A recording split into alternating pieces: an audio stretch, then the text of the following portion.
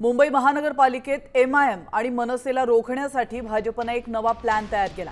भाजप आणि शिंदे सेना एकत्र गट स्थापन करणार का याबाबत राजकीय वर्तुळात चर्चा सुरू झाली आहे। सूत्रांच्या माहितीनुसार भाजपने शिंदे सेनेला संयुक्त गट स्थापनेचा प्रस्ताव दिलाय।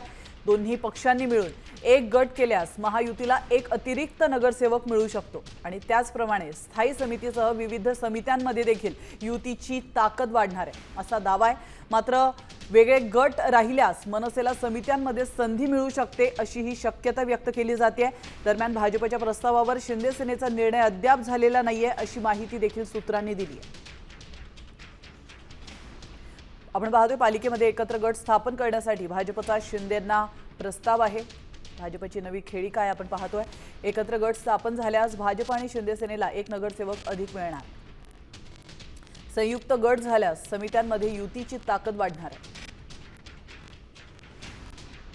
तर वेगळे गट केल्यास एमआयएम आणि मनसेला फायदा होणार आहे। भाजपच्या प्रस्तावावर शिंदे सेनेकडून अद्याप कोणताही निर्णय झालेला नाही।